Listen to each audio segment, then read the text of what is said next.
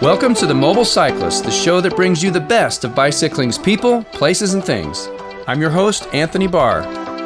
It's the Bay Area, and the city is San Francisco. Getting hooked up with a sweet rental, then I'm Golden Gate bound. We get a first-person view of what it's like as a San Francisco bike messenger. Then we'll check out some serious threads at the Rapha Cycle Club, San Francisco.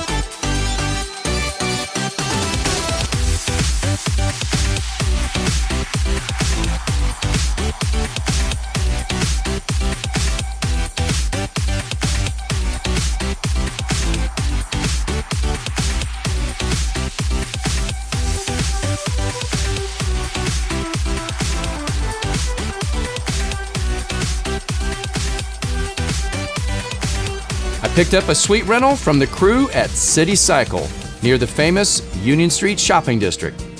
Fit manager Justin Lucky dialed me in with a basic setup in less than 20 minutes. They offer a wide range of both mountain bike and road bikes to rent. Drop in to visit Justin and the crew. They'll get you rolling in no time. Thank you. Absolutely. I'm off to the bridge, the Golden Gate, that is.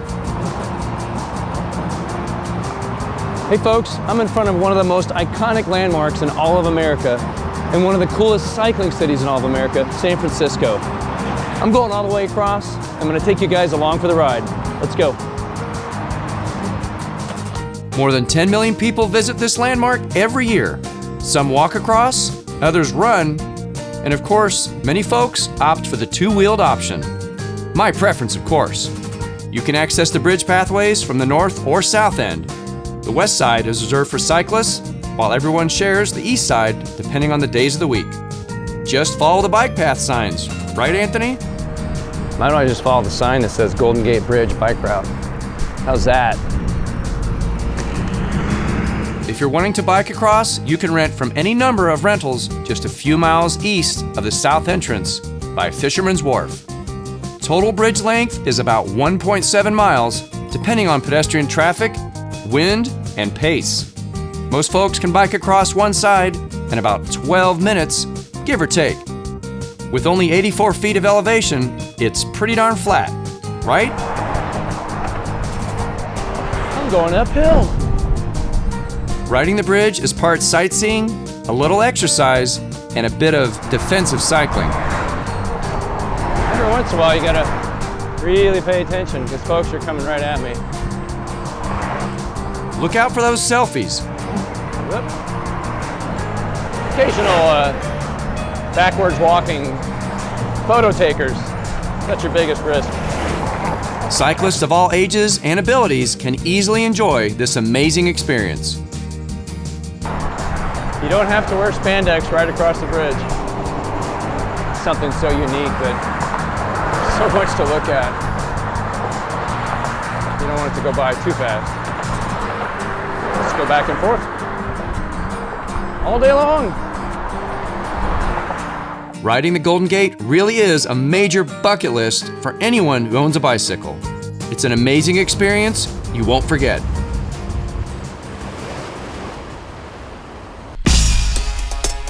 And now for something completely different. I'm here with Christian Munlock, authentic bike messenger. How do you get into bike messaging? It's kind of a tight-knit community. The way I get in was seeing a lot of messengers around on the roads and stopping them and asking how I could do it because I wanted to be a messenger so bad. Eventually I became friends with some of them and they handed me phone numbers and I called enough people and begged enough people until they gave me a job. Wimps need not apply. This is hard work. Many streets in San Francisco are well over a 20% grade, and messenger bags can carry 3,000 cubic inches of cargo. You have to stick around when it gets hairy because it gets hairy a lot. It's really, really busy and you have more work than you feel like you can handle. You have to stick through it no matter what. People are relying on you to get their stuff around faster than anyone else, basically. Faster than a car, faster than a mailman, faster than anything. They seem to have that reputation, a little bit of a renegade community. Why do they have that reputation? I think a lot of the time that messengers are being seen out in public is when they're in the heat of the moment. I think most people would seem rather serious or in a rush when they plop you in one of the most dense cities in the country and say, you have 20 deliveries, you have this much time, go get them. What gets you out of bed every day and say, God, I want to go be a backpedester today? I get paid to ride my bike, and riding my bike is my favorite thing to do. This provides a way for me to ride my bike all day and make a living. It doesn't really get better than that, I would say. This has been cool. Yeah, it's been fun. Thanks for having me. Definitely.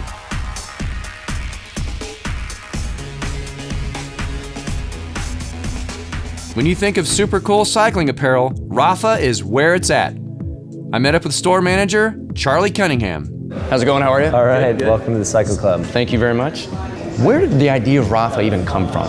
Rapha has been around for 11 years, which is kind of crazy to think of, but they started back in 2004 by a guy named Simon Mottram, our founder. He's always loved the older stylings of the sport, which was, a lot of wool, before merino wool, a lot of older wool. Based jerseys that are really cool in the colors, like we've gotten some up here in the store. All our products tell a story, and even one of our newest ones, you could take a look at our Lombardia jersey over here, which is based off of the 1909 version of the Lombardia Tour, which has got kind of a cool name, a cool story behind it, and so all our products tell that story. Rapha balances classic design with cutting-edge, modern-day performance.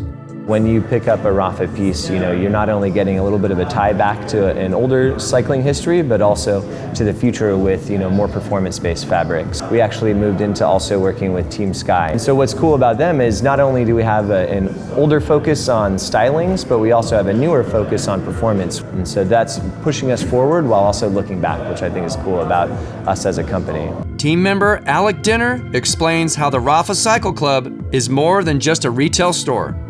What is the experience that you guys want a customer to have when they come into the shop? Well, we want them to enjoy their visit to the club, first and foremost. It's an experience that we want people to have here. A lot of people come in just for the coffee, but we make some of the finest clothing in the world, and that's really, of course, why the club was created. Traditional European-based road racing is the sort of lifeblood of our brand. The Cycle Club truly is a unique social spot for all customers. Do only cyclists come in here? Quite the opposite, really. I mean, we are a coffee shop as well. It's a nice location, nice neighborhood experience. People, like I said, just have a good time while they're here. They don't need to buy anything. They don't need to try anything on. You just grab a cup of coffee, sit down, and chat with their friends. Rapha inspires their customers by educating them with stories about the sport and offering a unique retail experience. And that's one of our biggest goals as a company, is to make road cycling and cycling in general one of the most popular sports in the world. And so to do that, you've got to be welcoming and you've got to have a physical presence as well. So not only just from that print publication, but a place that you can come into and learn more about cycling and get inspired about it. Charlie, this has been a lot of fun. I appreciate it today, absolutely. And I don't know, I think I need to get my credit card out, go shopping. For sure. We'll help you with that one. San Francisco is known for many things, and if you enjoy cycling, put it on your bucket list. I'll be back for sure. See you next time on The Mobile Cyclist.